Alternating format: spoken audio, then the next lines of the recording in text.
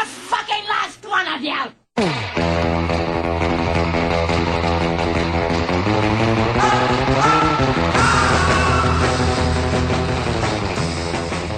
Nós estamos hoje aqui na Superintendência da Polícia Federal com o delegado José Pinto de Luna. O delegado José Pinto de Luna tem feito um trabalho espetacular, tratando-se de combate à corrupção e aos crimes que eram muito comuns e ainda são comuns, mas são agora combatidos aqui em Alagoas. O que fez você chegar a Alagoas?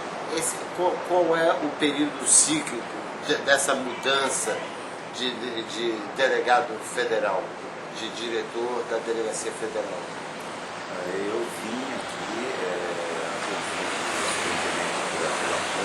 diretor-geral do Departamento de Polícia Federal, que numa renovação de todas as superintendências, eles chegaram em comum acordo, os órgãos centrais do DPF, chegou em comum acordo que eu seria um delegado ideal aqui para Alagoas. Posteriormente eu fui convidado, após a seleção dele, fui convidado e de plano assim eu rejeitei. Eu não queria sair de onde eu estava, eu era chefe de delegacia.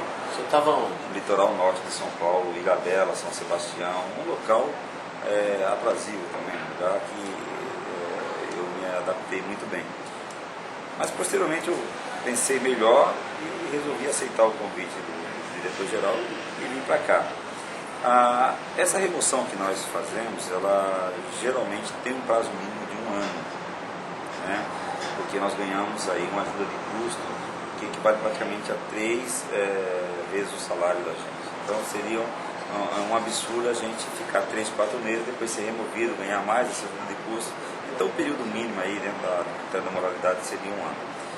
Então eu vim contando que 1 ano eu poderia ficar aqui e sair, já que eu não sou daqui. Você está mais de 1 ano? Eu estou mais de 1 ano, mas só para você ter uma noção de que isso poderia acontecer, que o caso do superintendente de Pernambuco, que ele teve o mesmo tempo que eu, tomou posse no mesmo momento que eu, e 11 meses de gestão ele saiu e foi ser o superintendente no Rio de Janeiro, porque o superintendente do Rio de Janeiro foi com o alvo central, né? Então eu contava praticamente com isso, porque tinha algumas superintendências que poderiam vagar, ou então uma outra delegacia do interior de algum estado que pudesse me aproveitar também. O da Paraíba também foi trocado, tomou posse no mesmo tempo que eu, inclusive eu saindo daqui, eu vou a posse dele, né, que será amanhã cedo. Então essa movimentação é uma movimentação regular dentro do Departamento de Polícia Federal. Existe um critério assim, de merecimento dessa nomeação para certas capitais? Vamos dizer, Alagoas está dentro de um conceito bom para o delegado assumir essa função? Isso fica tudo a critério do gestor. No caso, o diretor do Departamento de Polícia Federal, ele tem que ter assessores da confiança dele, né? E o doutor Luiz Fernando entendeu que eu seria um nome plausível aqui para Alagoas, né? Como tem outros colegas que foram nomeados. Então, aqui é um cargo de confiança. O superintendente da Polícia Federal é um cargo comissionado. Então, qualquer pessoa do povo pode ser, né? Então, nós estamos trabalhando uma lei orgânica para que não seja específico de delegado de Polícia Federal, mas hoje em dia não corresponde a isso. Ou seja, o senhor pode ser superintendente da Polícia Federal, o senhor pode ser diretor da Polícia Federal, caso assim o presidente ou o ministro tenha de ser. Mas desde do governo Fernando Henrique Cardoso, a gente tem adotado essa metodologia de que os quadros da Polícia Federal são ocupados por delegados da Polícia Federal. Mas essa sua opinião aqui, agora eu fiquei até mais preocupado com essa situação, porque o próprio Gilmar Mendes ontem afirmou em várias entrevistas que eles precisavam criar uma corregedoria da Justiça para a polícia, né? Para a ação da Polícia Federal diante do escândalo do Protógenes, né? E o que o senhor acha disso? Será que a Polícia Federal vai ficar sob uma tutela agora da Justiça? Nós já temos isso. Em São Paulo, nós temos lá uma vara da Justiça Federal, que é a vara que promove as as correições na Polícia Federal. Nós já temos isso. A Polícia Civil de São Paulo tem um juiz corregedor. Né? Isso aí estaria inventando a roda. Agora, pessoas que cometem desvios administrativos e até crime tem em qualquer instituição. Agora, não é porque uma pessoa cometeu determinada ação que é tida como ilícita ou então até como crime, que toda uma organização há de se pagar. Não, nós tivemos trabalhos brilhantes, com todo respeito à posição do ministro Gilmar Mendes, nesse sentido. Eu entendo que nós não vivemos no estado policialesco, como vem dizendo. A Polícia Federal vem aí encampando uma campanha em prol da moralidade pública, vem fazendo operações, né? Então eu entendo que desvio, há desvio na Igreja Católica, na Igreja Adventista, na Igreja Protestante, na imprensa, em todos os lugares há, na Justiça há. Agora, nem por isso nós vamos desacreditar os 99% que vem trabalhando em prol de uma situação por causa de 1%. Não sei se o senhor concorda comigo, mas esse é meu pensamento. Agora, colocar uma corregedoria, tudo bem, pode colocar, como nós já temos em São Paulo, temos isso aí em vários estados. Aqui, nós estamos sofrendo algumas ações benéficas, né, da Justiça Federal, que nós clamamos por isso, para que a nossa carceragem seja correcionada. E agora, através do trabalho feito em Porto Alegre, decidiu-se que nós teríamos visita rotineira na nossa carceragem, na nossa custódia. Isso tem sido feito, eu acho muito bom que isso aconteça, para mostrar que aqui a gente não tem nada a esconder. Mas esse estado policial, esse estado de vigilância, a Veja está escancarando aí no jornal, praticamente quase toda semana, mostrando que nós estamos sendo violados, a nossa intimidade, o nosso sigilo pessoal está sendo violado por pessoas que não têm autorização judicial para fazer isso, mas fazem devido ao cargo que ocupam, né? Então, no caso aqui da Polícia Federal, as investigações são muitas, as operações são muitas. Naturalmente, o senhor deve ter alguns telefones ou centenas de telefones grampeados. Mas veja bem, essa situação, eu discordo veementemente quando diz que as interceptações, elas não têm ordem judicial no que diz respeito à Polícia Federal. A Polícia Federal não trabalha com interceptação, né, sem ordem judicial. Não existe isso no âmbito da Justiça Federal, da Polícia Federal. Eu falo porque eu já trabalhei em vários segmentos de informação. Não tem. O que pode acontecer é a pessoa conseguir uma ordem judicial, um delegado conseguir uma ordem judicial, certo? Praticamente mantendo o magistrado em erro. Isso pode acontecer. Ele responde por isso. Não é só a Polícia Federal, a Polícia Civil também é passível disso. Mas eu acredito que se for por questão de espionagem, que essa situação está errada. Está errada por quê? Porque muito mais do que a polícia promove a investigação nesses moldes, nós temos aí milhares de detetives particulares que fazem isso, né? Pessoas megalomaníacas que ficam monitorando você com binóculo. Dentro do apartamento do senhor, você não está salvo não, porque tem pessoas que são doentes. Nós já tivemos vários casos assim, que querem saber viver muito no Big Brother, né? Se me permite até essa palavra, é desse jeito. Agora, a Polícia Federal, ela causa um escândalo quando acontece alguma coisa desse segmento, porque eu acredito que o Protásio de Queiroz, eu conheço ele, eu acho que ele não tem uma autonomia de colocar uma interceptação telefônica sem ordem judicial, né? Principalmente no que diz a celulares, porque a empresa não tem como fazer o desvio do número, se não tiver essa ordem judicial. Isso é altamente auditável. Agora, quanto aos telefones fixos, aí o cara tem que ser louco mesmo, ele está agindo por conta própria dele, e eu acredito que ele não tenha feito isso, de subir no poste e colocar um grampo. Isso é coisa arcaica do tempo da ditadura. Eu quero acreditar que isso não aconteceu. Não tenho procuração para defendê-lo, não vou defendê-lo.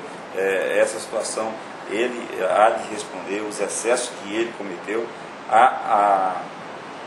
essa investigação que ele fez, uma investigação grande demais. Mas, na sua opinião, qual seria o objetivo desse trabalho que ele teve?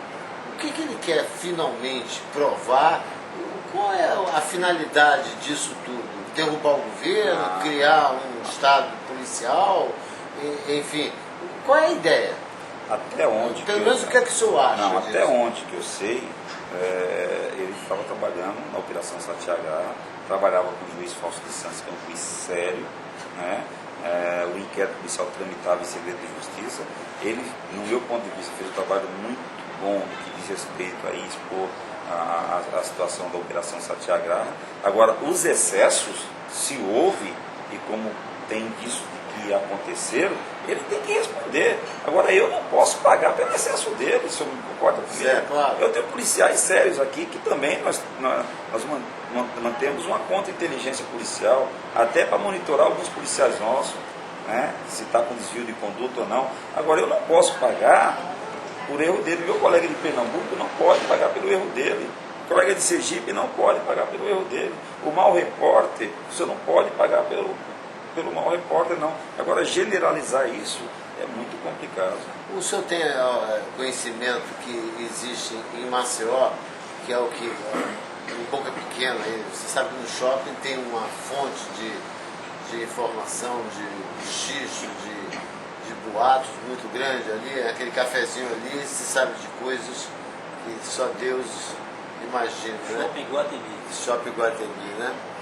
Que não é Iguatemi, né? Você só sabe disso. É o quê? Ele não é do conglomerado Iguatemi. Não é Iguatemi, não. Mas o nome é Ela leva o nome é. como nome Iguatemi, mas nós sabemos que ali não é da família, da organização de Erissates, não tem nada a ver. Ele só usa a marca.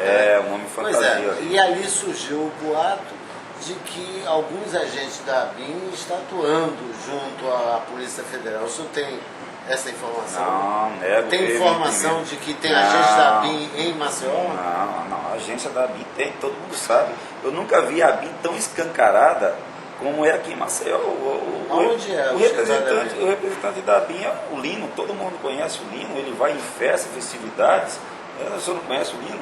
Já ouvi falar. Não, ele está aí em todas as homenagens. Eu falo, é a ABIN mais exposta. Vocês trabalham em conjunto? Não, nós não temos nenhum. E qual é a função da trabalho. ABIN, especificamente? Porque agora houve uma discussão no Senado com relação ao que é pertinente ao trabalho da ABIN. Né? E tem alguns questionamentos. Se é para investigar, se é para prender, se é para denunciar. Aí, A ABIN, ela está inserida dentro do gabinete. é um SMI antigo? Eu não levaria com essa nomenclatura, mas seria praticamente o mesmo serviço que faz. Porque a ABIN está inserida, né, dentro da Secretaria de Defesa Institucional, vinculada diretamente ao Presidente da República. Né? Então, nessa secretaria trabalham vários órgãos de informação, da Marinha, do Exército, da Aeronáutica, a Polícia Federal está lá também. E a ABIN está inserida nesse contexto. Agora, ela tem a missão dela, que é de segurança institucional. Como seria isso? De repente, a ABIN fala, olha, a Presidente da República tem que estar assessorada para saber que amanhã haverá uma grande passeata em Maceió que vai conclamar todos os segmentos da sociedade, de esquerda, de direita. O presidente tem que estar sabendo disso. Certo? Parece que o nosso presidente não sabe nada. Isso tem né? que levar. Mas ele teria que estar assessorado. Agora, o doutor Paulo Lacerda queria levar e traçar um projeto de lei para que fosse levada para a ABIN, certo, a possibilidade de interceptações telefônicas, que hoje é limitada somente para os órgãos de segurança pública. Ninguém mais pode proceder a interceptações telefônicas, senão o órgão de segurança pública. Exército não pode, Marinha não pode, Aeronáutica não pode, a ABIN não pode, não tem essa previsão legal. Tem a lei específica que fala que tem que ter ordem judicial para isso. Né?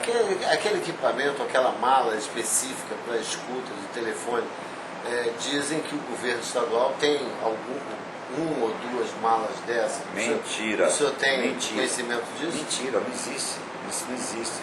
O governo estadual tem transferência de tecnologia, assinado um convênio com a Polícia Federal e eles detêm o know-how de interceptação telefônica. As pessoas foram doutrinadas aqui dentro da nossa superintendência. O ano passado nós fizemos transferência de tecnologia e graças a Deus estamos fazendo trabalho policial. Nós precisamos do trabalho policial. Mas a Polícia Federal não tem essa função? Precisa. A Polícia Civil mais ainda, não, a Polícia Civil, ela que tem mais. A gama de investigação que tem a Polícia Civil é muito maior do que a Polícia Federal. A Polícia Civil nossa tem credibilidade para investigar diante de tanto comprometimento com... Você sabe que as pessoas daqui são parentes, são conhecidas, são amigas. A Polícia Civil aqui tem essa credibilidade de investigar alguém? Não, tem que ter. Mas tem? Tem que ter, no meu ponto de vista tem. Por que tem que ter? Porque senão está desacreditando uma instituição. Agora, se naquela instituição tem maçã podre, eles têm que sair, né, tirar essa maçã. Agora, o que não pode é dizer que a Polícia Federal vai fazer o trabalho da Polícia Civil, da Polícia Militar e acredito. Não, nós não temos esse condão e não temos essa estrutura. A Polícia Civil, né, ela tem um número maior de crimes a se investigar do que a Polícia Federal. Então ela tem que se capacitar muito mais do que isso para proceder essas interceptações telefônicas. Agora, se lá não tem um pessoal confiável para isso, aí é complicado. Eu sei que as pessoas que têm contato com nós, tanto da Polícia Civil como da Polícia Militar, e que entraram aqui dentro da nossa casa, que nós fizemos transferência de conhecimento e de tecnologia, passaram por um crivo de investigação da Polícia Federal antes, investigação social inclusive. Então essas pessoas são merecedores do nosso conhecimento e da nossa credibilidade. Agora, se lá dentro, fulano de tal, tem um contato espúrio com ciclano, beltrano, para vender informações, esse tipo de coisa, tem que se cortar na carne isso. Isso é um problema de corregedoria. E tem que ter. Aí são os fortalecimentos das instituições. Né? Agora, só para você ter uma ideia, porque dá a entender que a interceptação telefônica é feita só em casa. Não. Um crime de homicídio admite interceptação telefônica. Um crime de sequestro admite interceptação telefônica. Quem é que lida com sequestro no dia a dia? É a Polícia Civil, entendeu? Então ele tem que ter esse know-how. E aqui, graças a Deus, nós conseguimos transferir essa tecnologia. Isso tem possibilitado algumas ações. Mas vocês, quando eu falo vocês, eu estou me referindo ao secretário de Segurança, ao chefe de polícia e ao delegado da Polícia Federal. Vocês três fizeram o trio maravilha, o trio que transformou a polícia, deu uma outra respeitabilidade à polícia, né? Você, o delegado da polícia, o Barenco, eu entrevistei o Barenco é gente muito boa, o nosso secretário Rubim e você. Vocês três conversam sempre, as ações são combinadas, vocês estão sempre se reunindo? Sim, conversamos, nos estranhamos quando temos que nos estranhar, entendeu? Trocamos críticas como temos que fazer, mas nós fazemos isso coeso, né? Discutimos aqui a Operação Ressurgere, né? Que foi o Rubim que deu o nome a essa operação, que foi desencadeada dentro desse gabinete aqui, trabalho de inteligência feito pela Polícia Federal, que versava sobre homicídios, e isso foi levado a cabo. O pessoal pensa que o deputado João Beltrão e o deputado Antônio Albuquerque foram presos na Taturana, e isso não é verdade. Eles foram presos na Operação Ressurgere, que investiga crime de mando e de morte, que a Operação Taturana não alcançou essas pessoas no que diz respeito à prisão delas, mas a Operação Ressurgere, sim, foi traçado com a Polícia Civil, né, e a Secretaria de Defesa Social e a Polícia Federal. Olha aí, o Estado policial, né, trabalhando de forma coesa, que chegou a um denominador comum. A gente conversa muito, tenho pelo Rubim o maior apreço do mundo, já trabalhei com ele no Espírito Santo, sei da capacidade dele, sei da missão árdua que ele está tendo aqui, porque ele é um gestor, ele tem ordens de pagamento que tem que ser feito, muito papel, muita burocracia, e ele, acho que não teve tempo ainda de implementar a marca dele no que diz respeito ao âmbito operacional. Mas a gente já sente algumas mudanças substanciais. Eu estou andando mais aí pela rua, estou vendo mais policiamento. Demora um pouquinho, essa questão de segurança pública é muito complexa. Demora um pouco de você sair da inércia até chegar no pico e você ver o resultado. A gente só perde um pouquinho de credibilidade, porque a situação em Alagoas já vem de uma degeneração de década, né, ou décadas. E agora você vai lutando contra isso.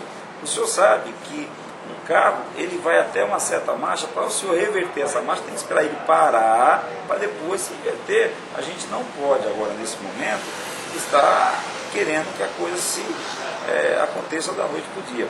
Tive uma grata satisfação antes de saber que o índice de homicídio caiu pela metade. Aí o pessoal fala também, fevereiro teve só 28 dias. Poxa, vamos ser otimistas, entendeu? Vamos acreditar que a coisa pode acontecer. Eu não sei se é do seu conhecimento, mas foi feita uma pesquisa aqui há alguns anos atrás e a sociedade respondeu uma questão com referência aos meninos de rua. E dizia assim, como resolver o problema do menino de rua?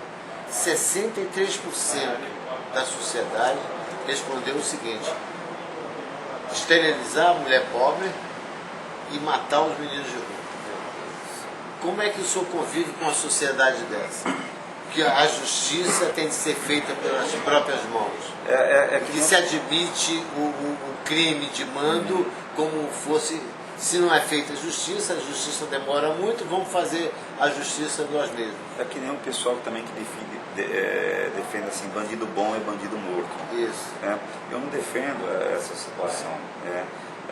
Quando eu comecei minha carreira policial, eu acho que naquele auge de vibração, eu até pensava assim, eu era louco para ter um confronto na rua, para viver aquela situação, uma coisa de insano, coisa não nós temos que defender a vida, nós temos que defender o ser humano. Agora tem aquele ser humano que praticamente é irrecuperável, você vê ali que ele é contumaz. Para essa pessoa você tem que segregar ele, você tem que colocar ele na coisa, porque a Constituição não admite a pena de morte, a Constituição não admite a pena perpétua. O caso do Fernandinho Beiramar, que foi nosso cliente aqui, hoje ninguém mais ouve falar dele, porque ele está no RDD. Agora tem pessoas já defendendo, não, que aquilo lá é ilegal, não pode acontecer. Não, peraí, é a resposta que a sociedade tem para dar.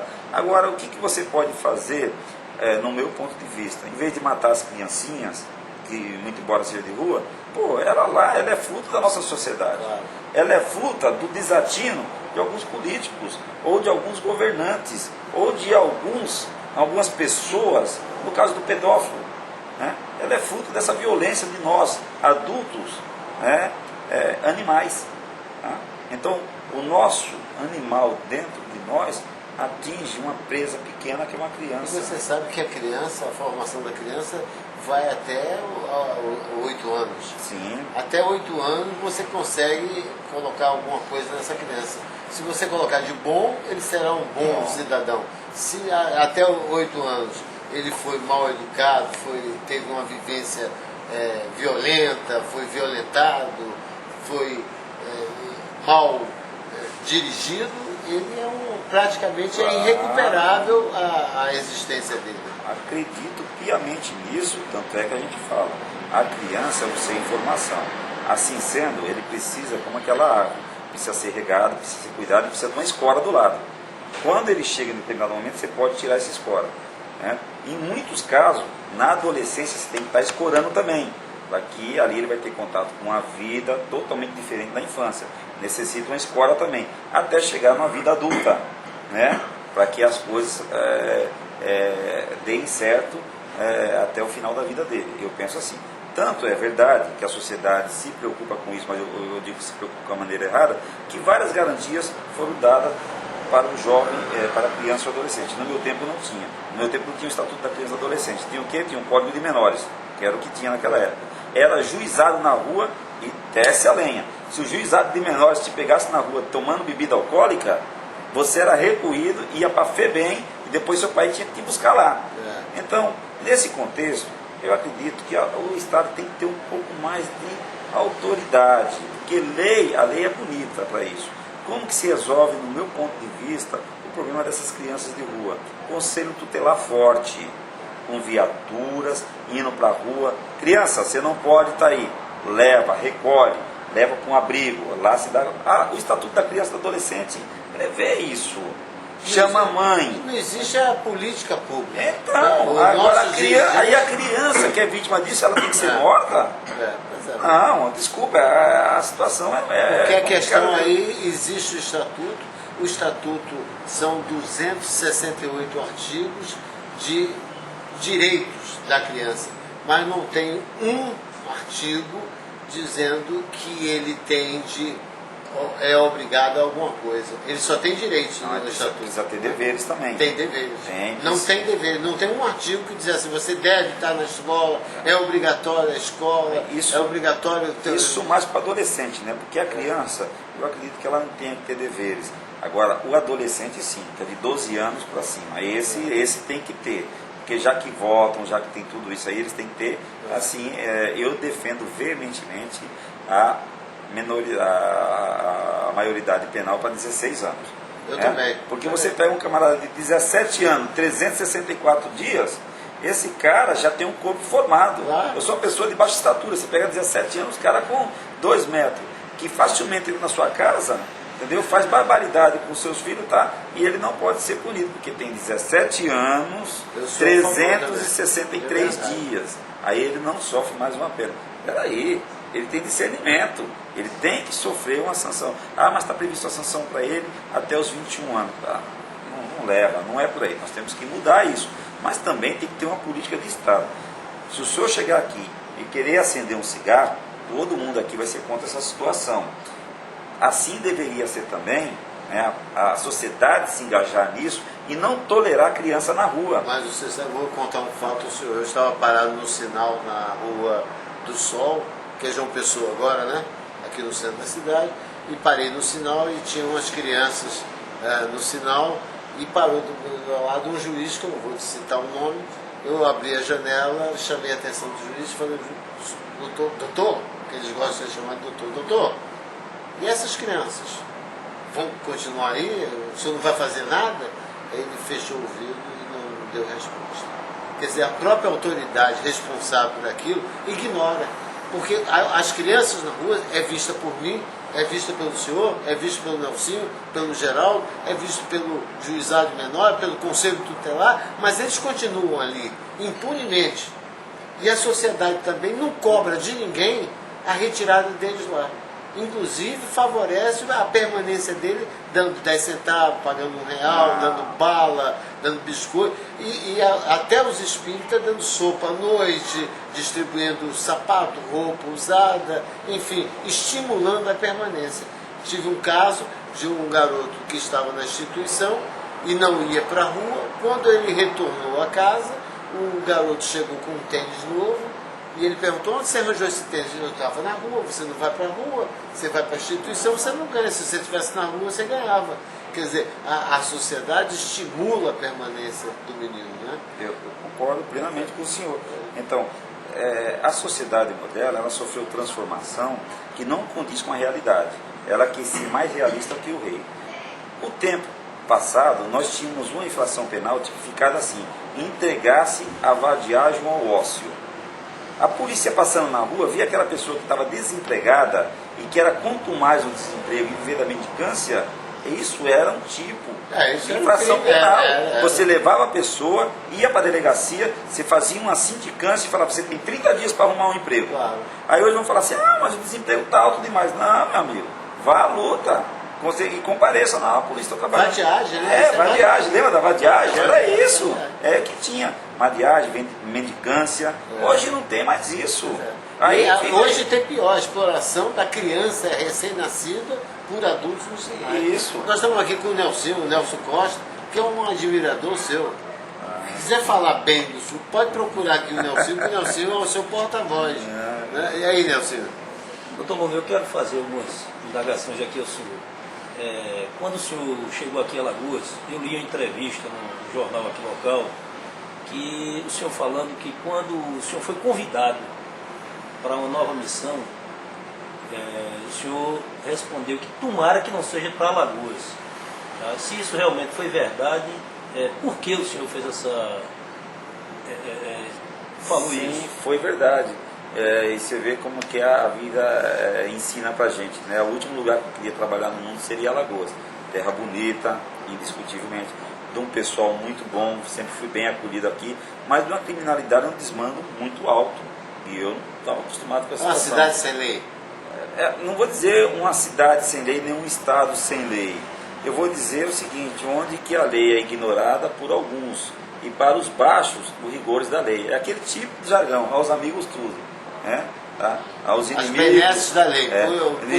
Os rigores da lei. Então, essa situação, e o que aconteceu? Na investigação que eu vim fazer aqui do Dr. Paulo Zacarias, a pessoa deu 2 tiros contra mim, do Espírito Santo, no segmento da investigação que a gente estava fazendo aqui. Eu quase morri aqui, já sendo classe especial, entendeu? A sorte que não pegou, só tem que agradecer a Deus. E até hoje eu não sei como que esse tiro não pegou, porque era praticamente eu os batendo da porta. Acho que Deus me protegeu muito. Depois eu pensei, trouxe a pessoa para cá, não matamos a pessoa, trouxemos sã e salva, entregamos aqui. 5 dias depois, essa pessoa foge pela porta da frente da unidade policial que ele estava lá. Isso me fala, poxa, aí me falaram, você tem que voltar lá para aprender, não só esse, como também o sargento Medeiros, que fugiu da nossa carceragem. Eu falei, eu não tenho nada a ver com isso. Por que eu tenho que ficar aí para tomar tiro se lá tem uma polícia própria para isso? Aqui? Então, o último lugar que eu queria no mundo, e eu fazia propaganda negativa contra Alagoas, não minto não. Eu falava, poxa, pelo amor de Deus, tá lá, eu quase sofri lá. Aí chega, quis Deus, falava, então você vai lá. E eu estou aqui, e me arrependo, queimei minha língua, porque eu sei o quanto pessoas... Eu nunca fui tão bem recebido como eu estou sendo recebido aqui em Alagoas. Eu nunca fui tão bem querido na minha vida como eu fui aqui em Alagoas. Nem no Ceará, que é minha terra, que eu fui investigar aquele caso dos dólares na cueca, eu fiz aquela investigação lá, encontrei com algumas pessoas da minha cidade, lá em Fortaleza, nunca fui tão bem tratado como aqui eu fui em Alagoas. E aqui eu não fiz nada decepcional não, simplesmente estou cumprindo o meu trabalho, a minha missão. E eu ando na rua assim, os caras vêm com carinho, né, os senhores, as senhoras. Então eu sinto até uma vergonha de ter formado um preconceito de um estado, de um povo, entendeu? Porque eu sei que a mazela impera, e impera não só aqui em Alagoas, Maranhão está complicado, Piauí também, porque ainda existem aqueles currais políticos. Aí, agora tudo é político, é porque eles que estão condenando a pessoa a essa situação. Eu não tinha contato com isso, eu não tinha contato tão próximo, eu tinha contato com o ladrão, né, o ladrão violento, eu tinha contato com o homicida, com o sequestrador, essa era a minha realidade. E hoje eu sei que muita gente quer que a polícia faça somente isso, aquele crime direto. Roubou a margarina, chama o cara, prende, está preso. Roubou 4 pilhas no mercado, está preso. Peraí, não tem diferença desse cara que ganha 10% numa licitação. E ganha ali, ele ganha 3 milhões, numa obra de 30 milhões, ele ganha 3 milhões. Quem é mais ladrão? Quem é mais ladrão? Esse camarada, agente público, agente político, ou intermediador lobista, ou aquele camarada que foi lá furtar uma pilha ou uma margarina. Eu só não pensava desse jeito, comecei a pensar depois que eu vim aqui para Alagoas, que praticamente eu era um guerreiro que vivia aí combatendo o crime nessa violência. Hoje eu já vejo, repenso, isso aí a Polícia Civil reprime, vê aí, nós queremos o grandão lá, nós queremos a piaba grande, nós queremos o pirarucu grande, aquele peixão grande, é isso que tem que cair aqui na rede da Polícia Federal. Esse cara, não, porque você não toma providência não, toma providência se cair na nossa linha de investigação, se cruzar com a nossa investigação, na outra, então Alagoas foi nesse contexto que entrou na minha vida, e eu abracei essa situação de vinda para cá, que eu não queria vir, eu falei, já que eu vou fazer o que eu estava fazendo em São Sebastião, transferir meus domicílios tudo para cá, para que aqui eu sou essa realidade. Sou. Logo que eu cheguei, já transferi. O que eu vou querer saber que tem que ganhar é Marta ou Kassab em São Paulo? Vai ser difícil em 2010 o senhor escolher um candidato, né? Por quê? Vamos votar aí, eu nunca anulei o voto e nunca votei em branco. Não é possível que Porque também nunca votou em Alagoas. Não, votei aqui, claro. Já votou? Na outra eleição passada, eu fui aqui, voto aqui. O voto é secreto ou não queria saber? Não, também até, pelo Deus. Mas não deixo. Mas eu acho que o seu nunca voto deixei. é um voto que deveria valer por 100. Não, isso aí é onde que todo mundo é igual. Mas, doutor Luna, o senhor foi muito bem recebido aqui em Alagoas, como o senhor bem está falando, mas existem pessoas de bem em Alagoas, pessoas honestas. Mas essas pessoas hoje, e modéstia à parte eu, temos dificuldade de convivência, porque é muito difícil ser honesto hoje aqui em Alagoas, por incrível que pareça. Porque eu já passei por situações de me sentir um estranho lindo, ser gozado, porque eles estão certos e eu estou errado, ao ponto de colegas virem me aconselhar, dizer, poxa, isso é da época de seu pai, você tem que tirar esses conceitos da sua cabeça, que hoje é coisa diferente. E eu tive de ser grosseiro com essas pessoas.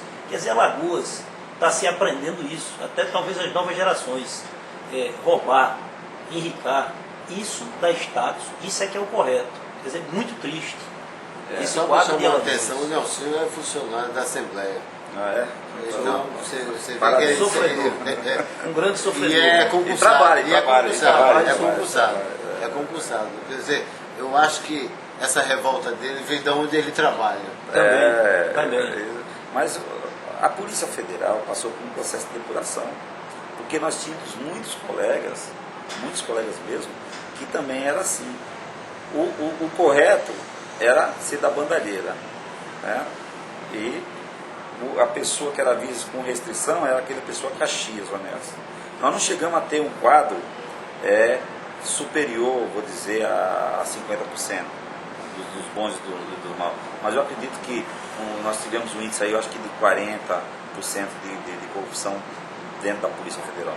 Exemplo clássico, o Wilson Perpétuo, que está preso hoje, 28 anos de cadeia, entendeu? O que aconteceu? Eu gosto dele como pessoa, uma pessoa bonachona, converso com ele, estive lá em São Paulo, mas aprovo jamais o que ele fez e ele teve a reprimenda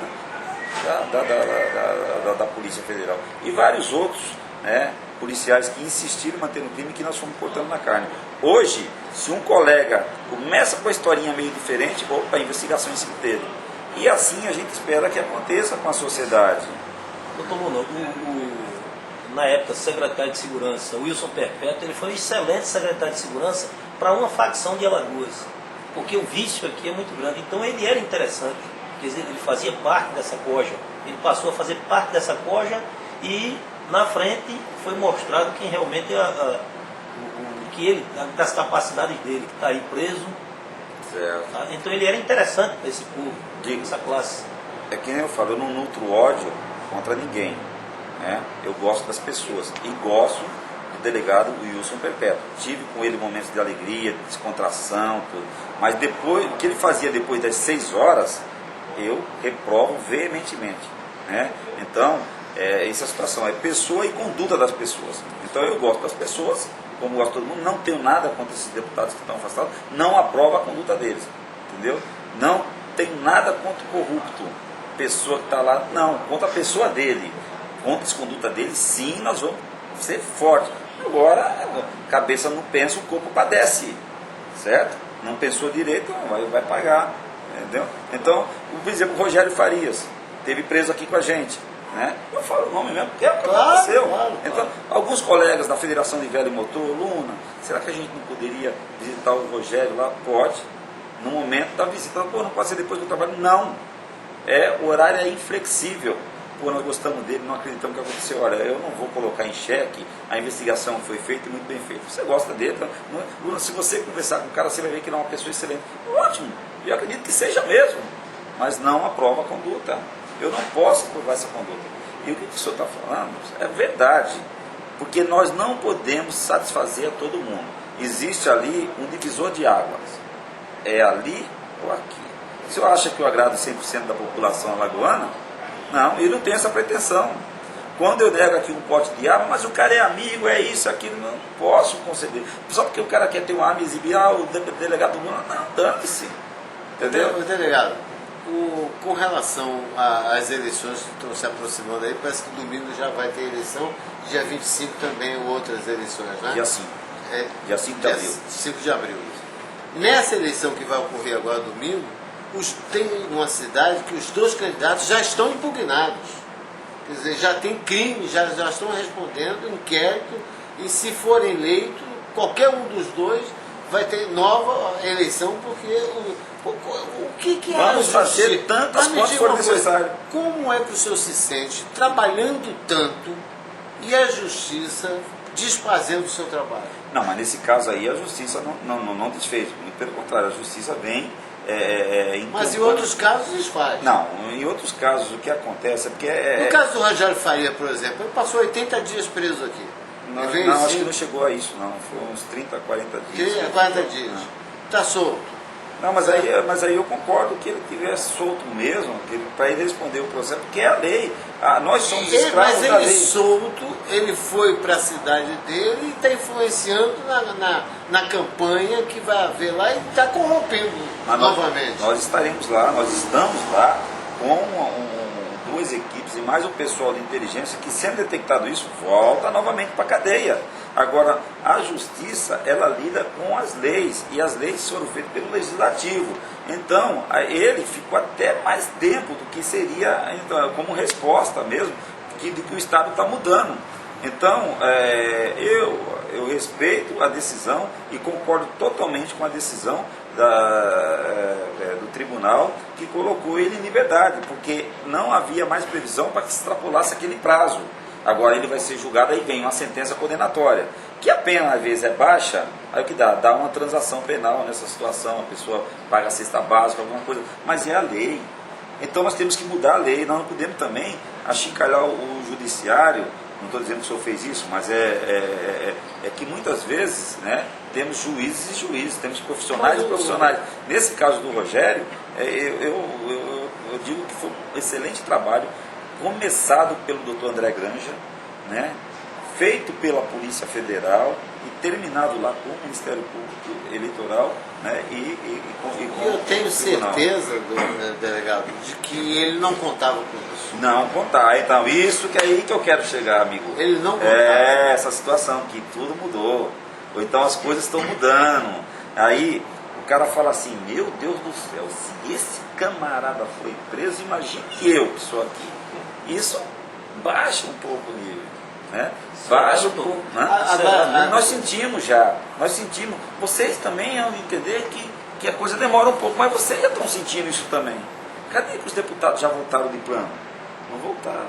Mas aquela ousadia do Cícero Fel em ir para a Assembleia e usar da palavra foi uma ousadia muito grande. Muito grande e desespero de causa. Aí colocou em xeque a estratégia de todo mundo.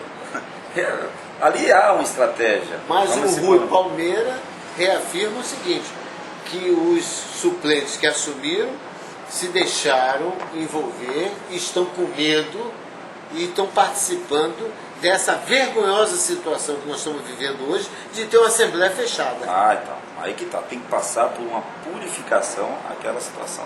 Exemplo clássico, olha.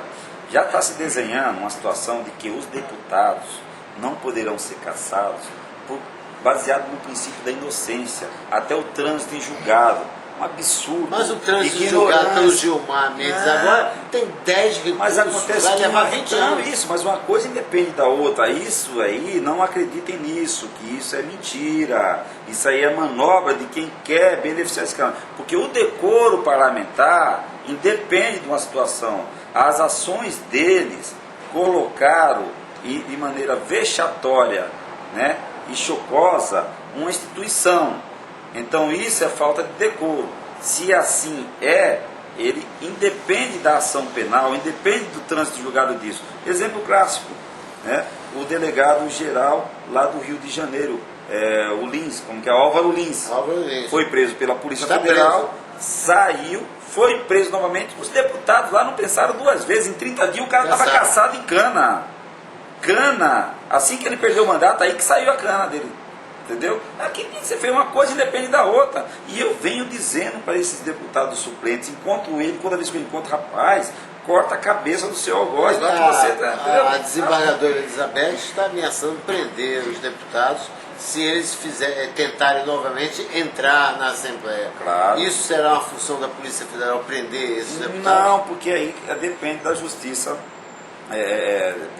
depende da Polícia Civil, da Polícia Estadual. Mas eu encontrei com a desembargadora hoje, no almoço, nós estávamos no mesmo restaurante lá, e eu disse para ela, desembargadora, a Polícia Federal é da senhora. Nós somos, além de Polícia Judiciária da União, nós somos órgão de segurança pública. Nós não nos fecharemos os olhos a qualquer crime que esteja acontecendo.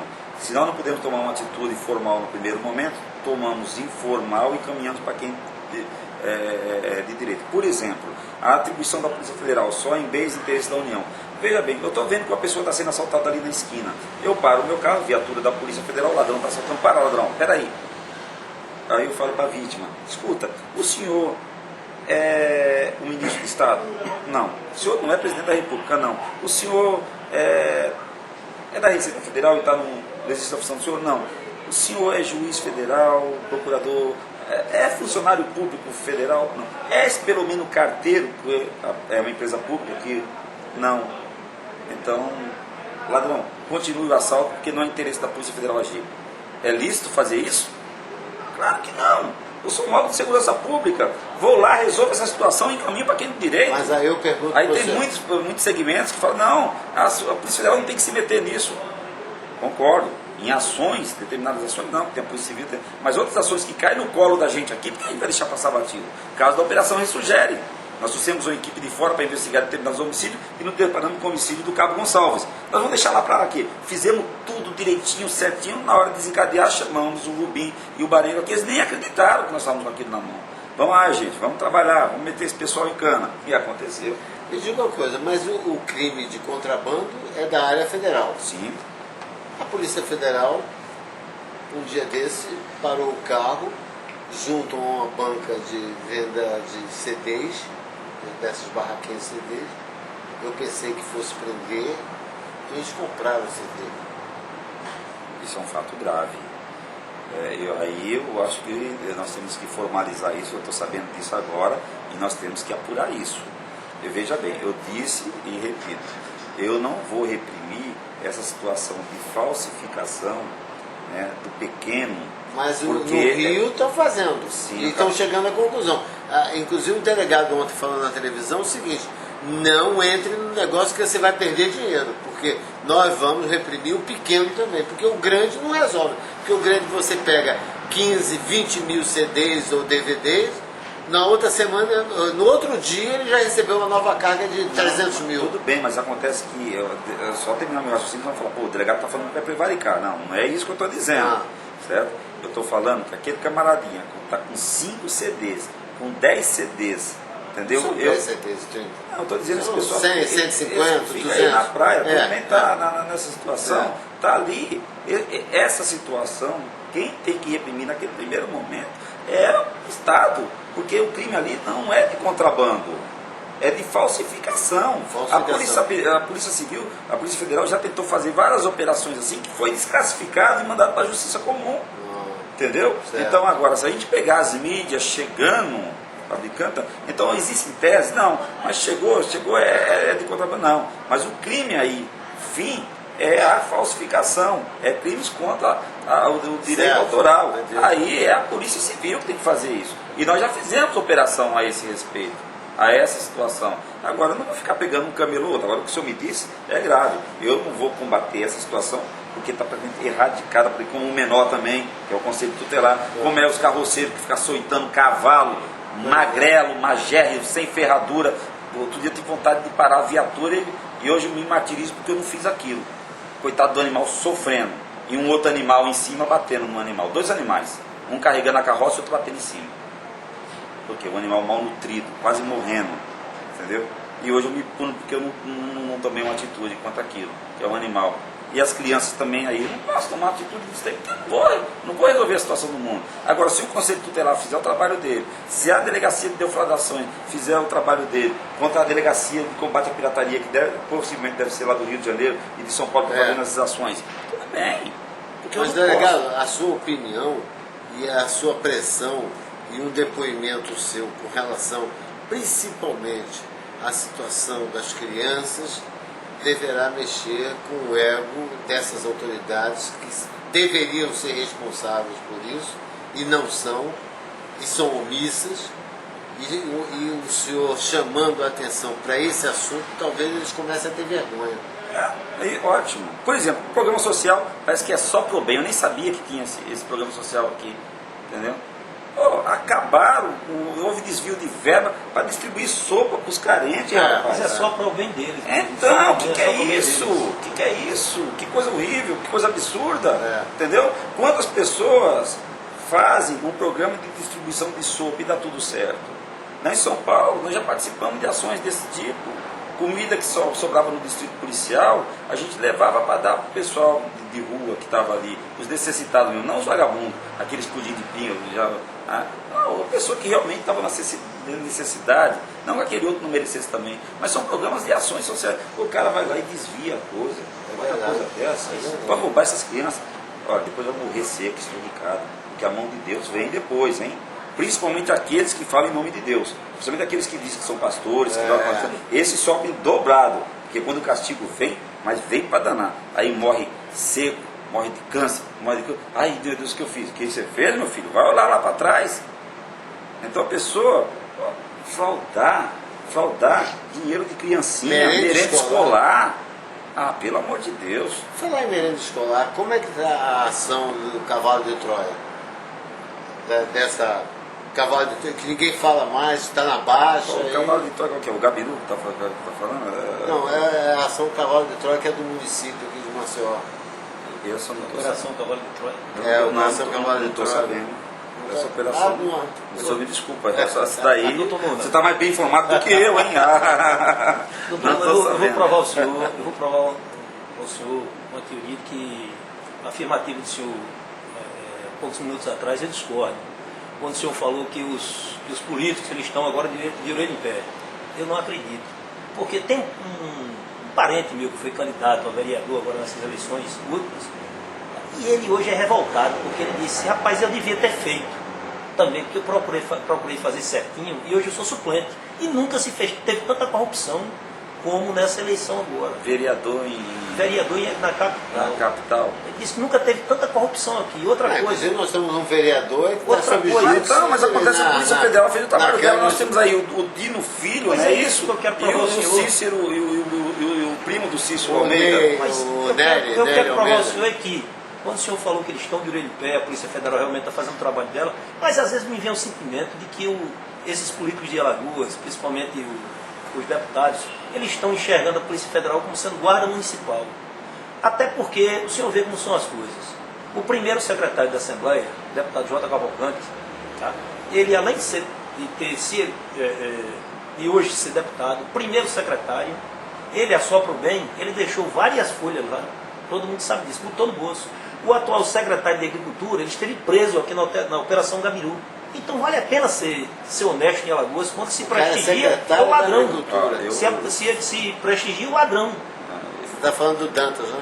Do Dantas, Jorge Dantas. Jorge Hoje é Dantas. secretário de Agricultura, esteve preso. Por quê? Roubando merenda, desviando o dinheiro da merenda. E hoje ele é prestigiado, é secretário de governo deste governo que está aí. Quer dizer, é meio contraditório. E é difícil. Alagoas. Eu concordo com o que o senhor está falando, discordo de dizer que só os ladrões são ovacionados. Eu não sou ladrão e sou ovacionado aí na rua. A pessoa demonstra um carinho todo especial para mim. Eu não vou abrir mão, não sou uma pessoa 100% correta, porque ninguém é. Não adianta falar, ninguém urina água benta. Ninguém. Não tem essa situação. Sou um ser humano falível, mas não cometo crime. Não me aproprio das coisas dos outros. Jamais eu vou bater a carteira do senhor. Agora, se eu sentar determinadas pessoas, você pode ver que no final do dia, cadê minha carteira? Sumiu. O cara é mágico. Quando você vem no tempo, tirou tudo que você tem. isso o senhor não vai ver nunca, nem de mim nem dos meus filhos. Eu já falo outra vez, meus filhos têm que dar trabalho para mim, não para a sociedade. Então tem muito aí figurão que o filho está dando problema para todo mundo. É quanto mais, né, sem entrar no método da família de cada um. Mas não, os problemas meus são meus e eu não tenho que levar meus problemas para a sociedade. Entendeu? Agora, quanto à situação desse secretário, passa por uma situação política. Eu não posso ficar me intrometendo, nem a Polícia Federal, em gestões do tipo que pressupõem a inocência. Ah, então nomeia você então, Luna, que você acha que não. Só porque eu dei um pitaco, e hoje eu até me arrependo, né, do que diz respeito ao Procurador-Geral de Justiça, né, porque nós já vimos estar fazendo um trabalho. Eu fiz simplesmente o que se faz nos bastidores, às escuras, eu fiz as claras, apoiando determinado nome que hoje eu vejo que eu poderia estar até errado, não pelo nome que foi, mas por não conhecer a competência desse atual do doutor Eduardo Tavares, que está fazendo um excelente trabalho. Queimei minha língua, entendeu? Está aí. Mas talvez aquele meu empurrão serviu para alguma coisa também. Com as minhas convicções, eu sou senhor da minha palavra e das minhas atitudes. Agora, eu não posso chegar lá para o governo Theo Vilela e dizer para ele assim: governo, exonera esse camarada aí, porque esse é ladrão. Vai falar, não transitou julgado, não deve... É como essa situação que vai ocorrer. O que eu posso fazer é falar. E o que vocês podem fazer é divulgar. E se rebelar contra a situação. Não tenho dúvida que se não tomar uma providência, o presidente da Assembleia aí, ele vai ser do Tribunal de Contas. Numa canetada do governador, um ato discricionário, ocupando uma vaga que é do corpo técnico, que essa vaga tem um dossiê do corpo técnico, e nós vamos ter lá um reduto de ex-deputados e de parentes de deputados. Isso é uma vergonha. Isso é uma vergonha. Aliás, delegado, o Tribunal de Contas é uma vergonha. Eu acredito. A lei é bonita. O cerne é bonito. O contexto é bonito.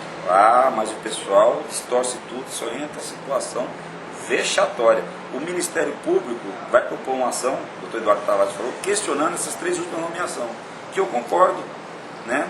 Falta ali para o conselheiro a idoneidade moral, está indiciado na operação capturando, conhecimento técnico. Falta para o outro ali os 4 anos, só tem 4 anos de formada, né? Exige aí no mínimo 10 anos numa situação. Para a outra, o Cícero Ferro fala da sabatina, e a sabatina foi fraudada, está lá o áudio, todo mundo escutou. Pelo amor de Deus, tem que ser uma coisa certa, uma coisa correta. Não auditam nada até onde que nós sabemos. Se não é o TCU nosso aqui, a CGU, de ir lá fazer auditoria nas verbas federais. Não segue as mazelas do município, não.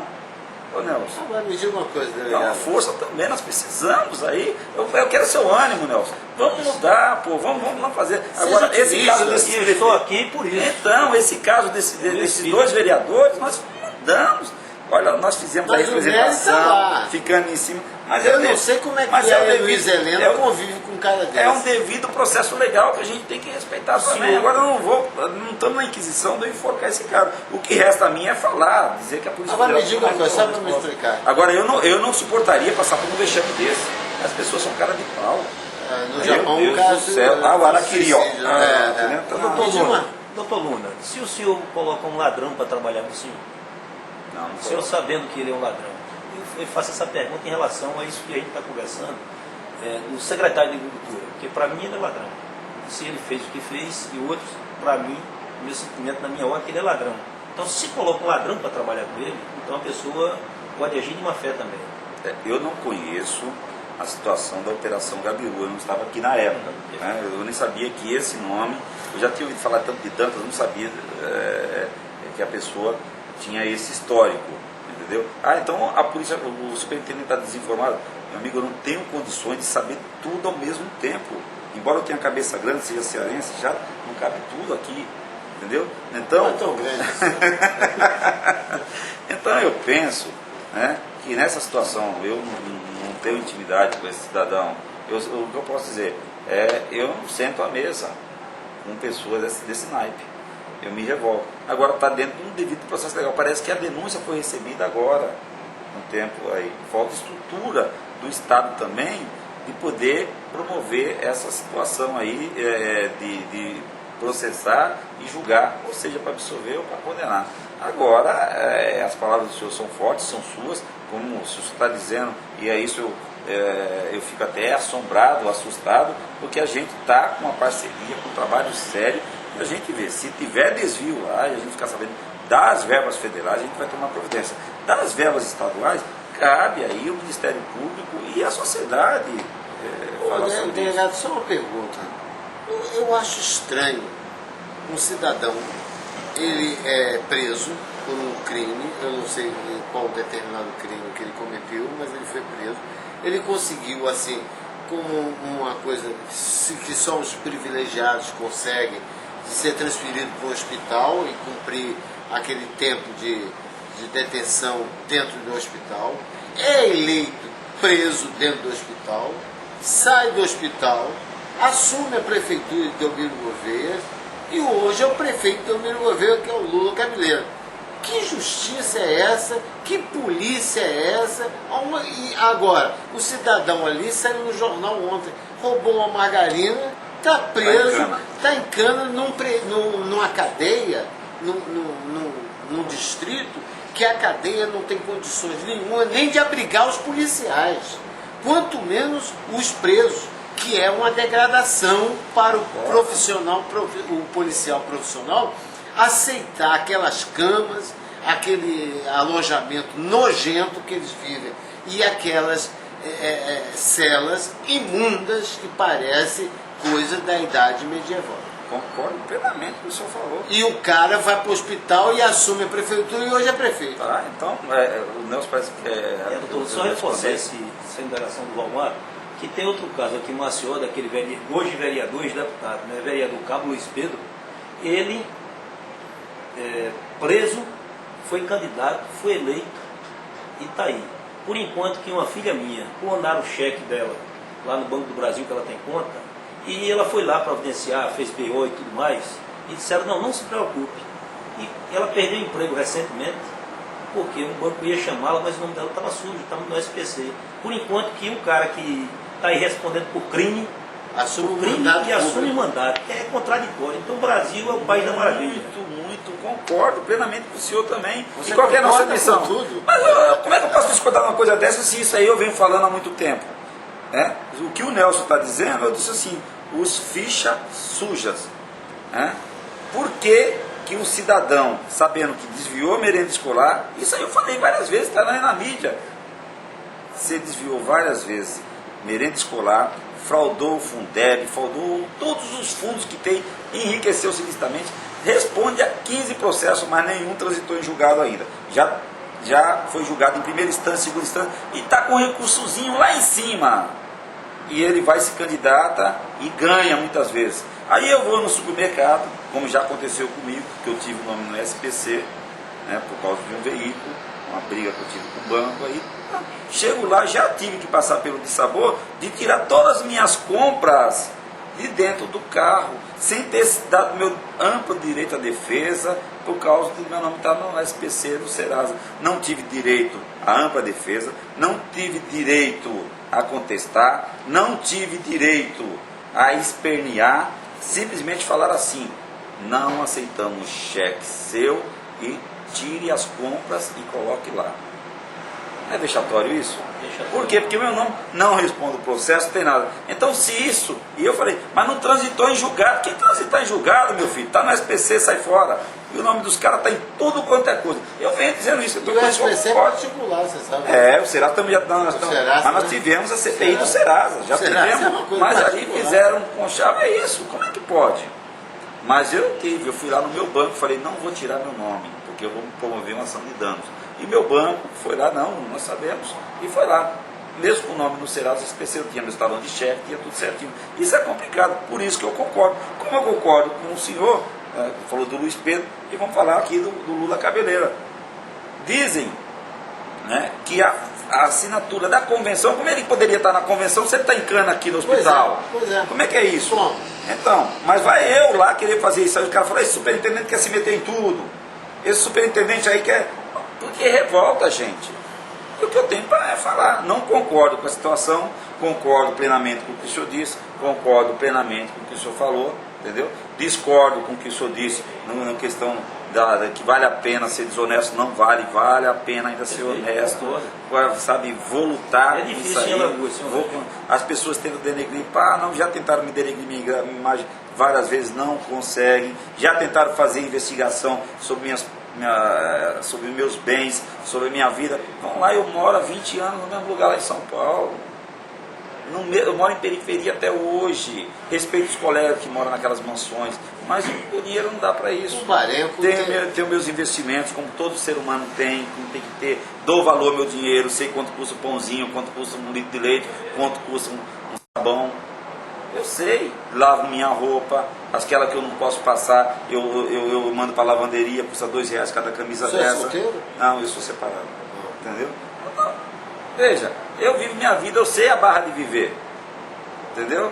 Agora a pessoa que não dá valor a dinheiro nenhum, não quer nem saber quanto custa, vai lá e compra, vai lá e faz, entendeu? Não estou falando nada disso. Essa situação do Barenco, por ter medo da segurança da família dele e levar para Petrópolis, que já é um vazamento de informação que ele não gostaria nem que soubesse que estava em Petrópolis, mas já saiu na imprensa, isso é plausível? Você ter um chefe de polícia que tem medo de que sua família seja alvo de um atentado? O medo é uma coisa subjetiva como a dor, né? E o temor também, o que é para um, o que é para outro, né? Eu tenho minhas convicções a esse respeito, cada um sabe onde que o calo aperta, não estou querendo ser diplomático nem fugir, mas isso aí eu acho que é atinente a ele. Mas o meu ponto de vista, é que nem eu falo, Luna, você quer segurança, você quer esse monte de gente? Eu falo, meu amigo, quando o padre, esse é o discurso recorrente que eu faço em tudo quanto é lugar, quando o padre chegar, meus irmãos, meus fiéis, rezem por mim, aqui a coisa está preta, a coisa pegou. Quando eu chegar, eu estou com medo de ir para a rua. Pô, se o superintendente da Polícia Federal está com medo, imagine como nós devemos estar. Não estou dizendo que o Barenco está com medo, agora ele sabe onde que o calo dele aperta, como eu sei onde que o meu aperta. E o pessoal, pô, você não tem medo de morrer? Quem não tem? Todo mundo tem medo de morrer. Mas, meu amigo, eu sou policial. Sou policial há 26 anos. Me honro de ser policial, né? Eu acho que vou morrer, não vou dizer sendo policial, porque eu pretendo me aposentar e encarar uma outra vida, né? Então, mas no que diz respeito à minha instituição e ao meu dever legal, eu cumpro, dou a quem doer. E é o seguinte, eu em campo, né, o risco já está mensurado na minha profissão. E a minha família sabe disso. E eles estão protegidos, né? E eu tenho que ter uma proteção para isso. Estão protegidos primeiramente por Deus. E segundo, não é pela polícia não. É pelo próprio mecanismo que você tem que criar de proteção. Como eu tenho o meu. O pessoal vai pensar que, um patinho correndo ali, vamos matar o patinho ali na praia. Vai nada, ou o pintinho, né? Me diga uma coisa, delegado. Você é carioca? Sou. Né? Faz esquina, esquerda, escada. Olha só. Você sabe que o carioca, só vai descontrair um pouco, você sabe que o carioca não tem um lado direito dele, né? Ele não fala lado direito, vira ali à direita. Ele vira ao contrário da esquerda. O delegado, o Fernando Collor já afirmou várias vezes que ele perdeu, ele foi empichado, tiraram ele do poder por causa de uma elba. Os escândalos, ontem eu estava vendo a TV Senado e um senador estava dizendo que não tinha mais condições nenhuma de haver sessão do Senado, porque não se discutia mais nada do legislativo, de legislar, a não ser se discutir e o presidente Sarney dar desculpa do escândalo do dia. E isso nada atinge o presidente Lula, que está com uma popularidade de 84% por causa de um pseudo-crime de doação de cesta básica, porque não é uma cesta básica doada 6 meses antes da eleição, ou nem dias antes da eleição, mas são cestas básicas doadas durante anos, que é um crime também, doar cesta básica durante anos. No Natal, famigerada Bolsa Família, que é uma cesta básica camuflada. Esse governo não cai por quê? Isso foge à minha leitura. Minha leitura é pouca para isso, pouco, né? É isso? A minha leitura é pouca para isso. Não, Será que o Lula é um fenômeno igual como Não. o filho dele? Não. Porque o filho dele é um fenômeno, né? Porque de Depois esse estafeta, cara fala que eu que tenho a língua grande aí, tá vendo? de estafeta passou a um milionário empresário, né? É um fenômeno. E o próprio Lula falou, meu filho é um fenômeno. Agora, junto com o filho do Jacob Itá, né? Lá de Campinas, né? Doutor, aquela situação. ele é um fenômeno, mas em compensação aqui na nossa capital, ano passado, saiu na imprensa aí que um rapaz estava preso no presídio, aí a irmã dele denunciando aí para cima e para baixo, estava mais de um mês preso, porque ele trabalhava numa granja lá no Tabuleiro e roubou 4 galinhas. Literalmente o ladrão de galinha. É o ladrão de galinha, então ele foi preso. Aquele jornalista, o Pimenta, não sei o que matou, não Pimenta Neves. Pimenta Neves. Pimenta Neves, ele foi condenado já, condenadíssimo. E não vai preso. E não vai preso, quer dizer, só vai preso pequeno. Então o Brasil, as leis do Brasil, o senhor o senhor não tem o sentimento de nadar e morrer na praia, não fazer Ele não nada, se porque sente se meio prende, quando prende, solta. E muitas vezes tem dinheiro, não prende. E não se sente meio frustrado não ter dado certo Não, mas como o filho do Lula? Mas né? minhas O frustrações... filho do Lula é um fenômeno, é um empresário bem sucedido, vitorioso, e o senhor continua delegado da Polícia Federal. Você não fica meio frustrado, não? Não, eu acho assim, cada um no seu quadrado. Frustrado eu vivo com um monte Mas de vamos coisa. dançar desse eu aqui no meu quadrado. Não, mas eu acredito, nesse caso aí que o Nelson está dizendo, dos ladrões de galinha, a gente luta contra isso. E minhas frustrações eu tiro quando eu vejo a minha Polícia Federal, a nossa Polícia Federal, promovendo as grandes operações. A Operação João de Barro. O que foi a Operação João de Barro? Nós pegamos aí, o PAC nem começou, já estava sendo fraudado. Nós fizemos busca e apreensão lá no Congresso Nacional, em 2 gabinetes. Aí o pessoal, com ordem judicial do Supremo Tribunal Federal, estavam lá presentes, não, por isso está aqui, porque nós lutamos veementemente contra isso. Agora, de tanto o pessoal bater, de tanto bater, de banco bater, a gente começa a esmorecer. Porque chega um tempo que você começa a falar, peraí, aí nós temos que trabalhar nossa autoestima. Não sei se o senhor percebeu, as ações da Polícia Federal caíram um pouco. Antigamente era 3 operações por dia, Polícia Federal isso, Polícia Federal aquilo. Caiu porque nós estamos assim, peraí, sabe, a gente tem que ter o respaldo das pessoas também, da população. E sei que nós temos da população de bem. Só que a população do mal já está incorporando, né, de fazer um lobby negativo contra a Polícia Federal. Ora, nós não podemos ser achicalhados pelo trabalho sério que a gente faz. Lógico que nós temos algumas situações emblemáticas que merecem ser revistas. Né? Se nós erramos, desculpa a gente, vamos ser punidos, entendeu?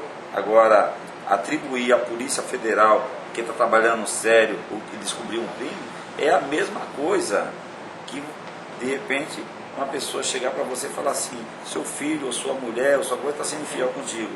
Você vai bater no cara porque está te falando? Quem está errado? A pessoa que realmente está te dizendo. Agora, se você não quer ver, nós estamos dizendo para a sociedade brasileira, tem um monte de ladrão roubando a gente, tem um monte de gente roubando a gente, e nós temos que tomar providência. E quem está engajado nisso? Ministério Público Federal, a liderança jovem que está aí, lutando com autonomia, Polícia Federal, revigorou seus quadros, estamos lutando para Justiça Federal, está lá a primeira instância. A segunda, terceira instância, não, vamos respeitar, mas respeita a gente aqui embaixo também, que nosso trabalhinho é pequeno, mas é limpinho.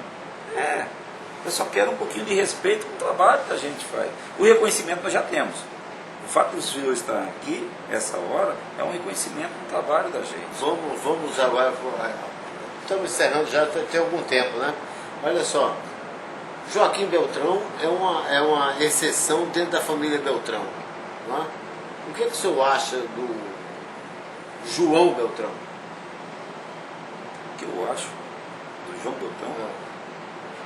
Ele está indiciado na Operação Taturã e está indiciado também na Operação Ressurgere. Eu acho que ele é o quê? Ele é um criminoso. Timóteo Correia. Dentro do parâmetro da Polícia Federal, ele é um criminoso. Ele está indiciado, Timóteo Correia? Está indiciado também? Você está indiciado, eu tenho como criminoso, cometeu crime. O que mais? A palavra criminoso, não, criminoso, quem comete crime. Não sei o que então, mais. se está indiciado pela Polícia Federal, há indícios veementes que cometeu crime. certo? Materialidade e autoria. Então todas essas pessoas que Antônio estão... Albuquerque é chefe mesmo da quadrilha? Criminoso. Ele conseguiu organizar o crime? Não, o crime não se organiza desse jeito. E por que dizem crime organizado? Eles falam crime organizado, na essência da palavra, porque você tem várias cadeias, não essa cadeia, não, várias cadeias Não, que tem vão várias cadeias que terminam na cadeia. que vão terminar na cadeia, que vão se interagindo. Agora, ele pode ter organizado a quadrilha em que ele se inseriu, né? Mas o crime em si organizado, né, como um total, eu não acredito Delegado, muito nessa a situação. gente tem ou tinha, eu acho que a gente ainda tem dentro da Assembleia uma quadrilha, porque agora nós temos 34 deputados, né? Olha, Não são mais 27, são a 34. Polícia Federal expôs o que aconteceu lá, através do inquérito policial, que está lá todo, e alguns áudios foram divulgados. Está ali para quem quiser escutar. Você pega o tal do Gilberto Gonçalves dizendo: rapaz, mande meu dinheiro, que isso é dinheiro de propina, senão sai todo mundo algemado. Esse homem, ele é um profeta, mas ele é um profeta. Ele preconizou uma situação que aconteceu. Não, e todo mundo ele saiu. está no shopping aí. E outra coisa, descontar INSS da propina. Então, dele. não desconte INSS da minha propina. São tudo quadrilheiros, ele falou, foi a palavra dele, que vivia dentro daquele contexto. Olha, nós estamos errados? Não. Quem comete crime é criminoso. Agora, outra pergunta, só para a gente encerrar, depois ela lança uma pergunta do Nelson. O Castelo, certo? E o pastor João o quê? Pastor, tem um monte de pastor. É João Carlos. João Carlos. Não admitiram para a gente, numa entrevista recente, que recebiam 140 mil reais. O Dudu Albuquerque falou que eles estão recebendo. Eles estão recebendo esse dinheiro e não estão prestando conta. A Receita Federal não investiga o enriquecimento ilícito desses homens, não percebe o quanto eles ficam ricos quando compram um carro de 150, 170 mil reais. Não é verdade. Agora cobra o meu imposto na fonte e eu ainda tenho que declarar imposto de renda, senão eu sou punido. Posso partir em defesa da Receita Federal? Então eu vou partir. Claro. E a Receita Federal sabe de tudo isso e toma providência. Só que a providência que ela toma não é uma providência criminal, é uma providência administrativa. A Receita Federal sabe das grandes riquezas espúrias que aconteceu aqui, mas a Receita Federal, para ela é um ser arrecadador.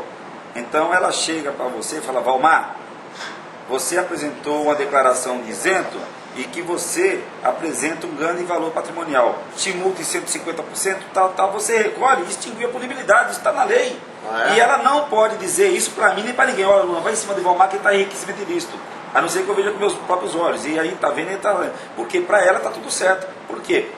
Tributou, colocou uma multa de 150% da multa, aquela coisa toda, e você está cheio de dinheiro roubado, vai lá e paga. E tem várias pessoas na sociedade alagoana que está lá na malha da Receita Federal que passaram por essa situação e isso aconteceu. Okay. Então a Receita Federal é um órgão arrecadador. Ok, está acabando a bateria. Só uma pergunta, doutor Nuno, o senhor teria estômago, coragem para ser deputado estadual para Alagoas hoje? Não tenho essa pretensão não. Mas Eu o sou senhor teria policial. estômago? Se o senhor não fosse Não é policial, conviver com aquela cambada. Não, se for uma missão, eu vou lá enfrentar minha missão. Vamos lá, o Judson e o Palmeiras estão... Rui Palmeira disse que não quer mais ir para a reeleição, que vai ser candidato a deputado federal, porque não convive, mas não quer conviver. Mas aí ele vai conviver com o pior. Mas aí ele vai lutar lá em cima. Eu sei que ele honrou o nome dele, está honrando o nome dele. Eu tenho o maior apreço por esse rapaz, pela dignidade dele. E ele não sucumbiu durante os 4 cheques que ficou na mão dele, que ele poderia ter depositado. E é um homem decente. É um homem decente. Os outros deveriam fazer a mesma coisa. Devolver a verba de gabinete que não usou, porque aqui isso é suprimento de fundo. Como aqui a gente pega o suprimento de fundo para abastecer viatura, para fazer uma missão, acabou, não usou tudo, devolve para os cofres. É isso que tinha que fazer. É simples, claro. Não vale colocar nota fria. Tem que prestar conta, meu senhor. Esse dinheiro não é seu.